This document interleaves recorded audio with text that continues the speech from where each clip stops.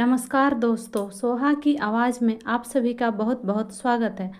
आज की कहानी है क्योंकि आज वो घर पर है। सुबह की धूप पर्दे की दरार से कमरे में आ रही थी, पर कमरा जैसे कई दिनों से धूप देखना ही भूल गया था। अरविंद बिस्तर से उठकर रसोई की ओर गया और वहीं रोज वाली लड़ाई शुरू हो गई। खाली गैस पर चाय का भगोना, सिंक में बर्तन का पहाड़ और किचन की कच्ची पक्की महक। उसने बुदबुदाते हुए कहा, यार ये अकेले रहना भी एक किस्म की सज़ा है। खुद खुद के लिए चाय बनाना उसे कभी अच्छा नहीं लगा। स्वाद भी खराब, मन भी। फिर भी किसी तरह बनाकर 2 घूंट पीने की कोशिश की, पर चाय ऐसी थी जैसे दवाई हो, गले से उतर ही नहीं रही हो। वह रोज घर से ऐसे ही निकलता था, अधूरी चाय, गंदा घर और खाली मन लेकर। आज भी उसी बोझिल मन के साथ दफ्तर के लिए तैयार हुआ। लापरवाही और थकान से भरी दिनचर्या जैसे उसके जीवन का हिस्सा बन चुकी थी। कपड़े ढूंढते हुए उसे पता चला कि कल वाले ही शर्ट पैंट आज भी पहनने पड़ेंगे। अलमारी में साफ कपड़ों का नामो निशान नहीं था। वह हमेशा सोचता था वीकेंड में सब कर लूँगा, पर हर वीकेंड वही होता, नींद, आलस और बढ़ती अव्यवस्था। ऑफिस पहुंचा तो तन से ज़्यादा मन थका हुआ था। काम के बीच बीच में वह घर की गंदगी, कपड़ों के ढेर और खालीपन को याद कर मन ही मन झुंझलाता रहता। शाम तक आते आते सिर दर्द ने भी हाथ पकड़ा लिया। ऑफिस से लौटते समय सब्जी मंडी से कुछ सामान लिया, टमाटर, आलू, प्याज, बस इतना ही, और किसी तरह रात की मैगी में मिल जाए।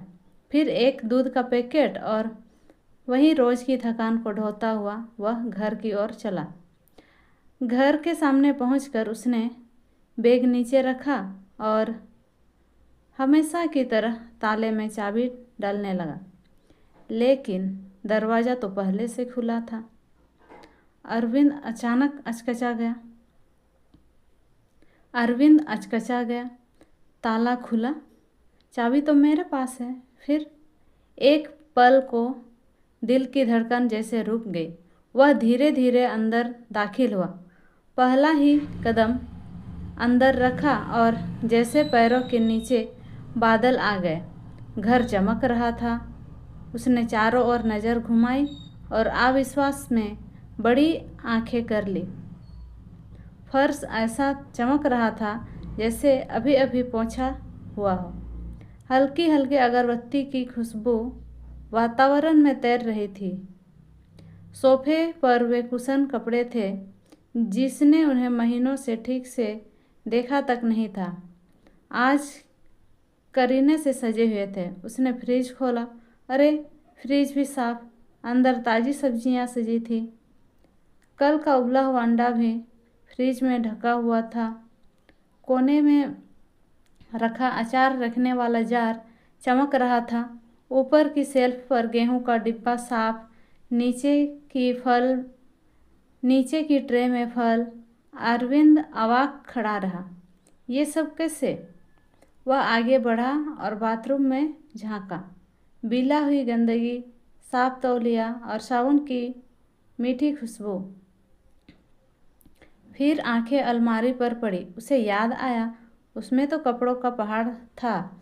अलमारी खोली और एक झटका सा लगा। सभी कपड़े धुले हुए और इस्त्री किए हुए रंग के थे।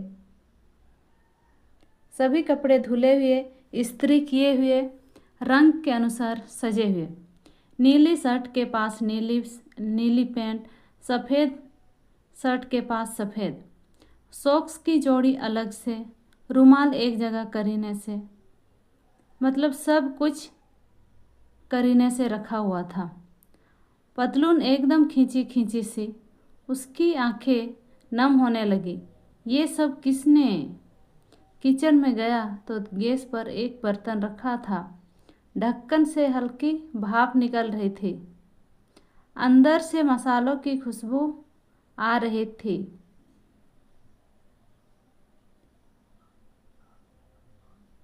जैसे घर लंबे समय बाद फिर खाना पकाने की आवाज़ सुन रहा हो।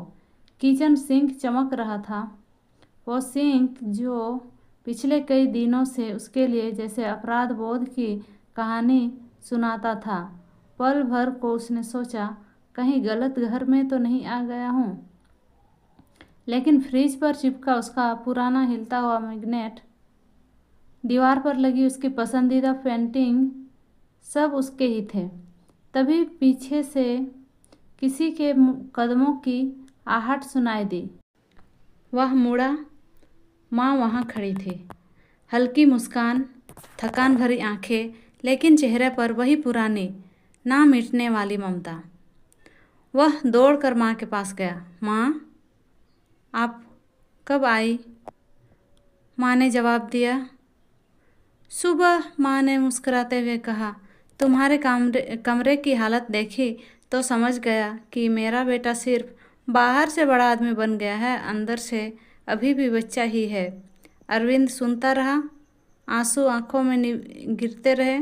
माँ ने कहा, पहले खाना खा लो, फिर बातें करते हैं।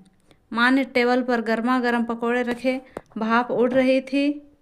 फिर एक कप चाय बनाकर सामने सरका दी, वो चाय जो अरविंद सालों से नहीं पी पाया था, माँ के हाथों की। वह कुर्सी पर बैठा, पकोड़े का पहला कोर मुंह में डालते ही गले में कुछ अटक सा गया। सालों बाद वह स्वाद, वह सुकून, वह अपनापन जैसे दिल को पिघला रहा था। बिना चाहे ही 2 आंसू गिर पड़े। माँ ने प्यार किए, कितना समय हो गया ऐसा किए।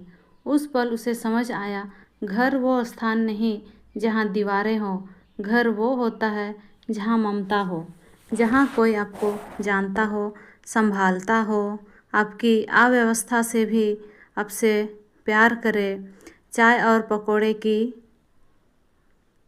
सुगंध के बीच उसके मन में एक ही वाक्य गूंज रहा था, क्योंकि आज वो घर पर है। तो दोस्तों, इस कहानी का संदेश यही है कि स्त्री चाहे किसी भी रूप में हो, माँ के रूप में हो, पत्नी के रूप में, बहन, बेटी, दादी या बहू, लेकिन जहाँ भी होती है उस जगह को मकान से घर बना देती है। जिस दिन वह पास होती है, जीवन भी जैसे हाथ पकड़ कर कहता है, अब सब ठीक है, क्योंकि आज वो घर पर है। तो दोस्तों, आपको ये कहानी कैसी लगी? अगर आपको ये कहानी अच्छी लगी हो तो वीडियो को लाइक करें और हमारे चैनल को सब्सक्राइब ज़रूर करें। मिलते हैं इसी तरह की कहानी के साथ, जल्द ही मिलते हैं। तब तक के लिए आप अपना ख्याल रखना। धन्यवाद।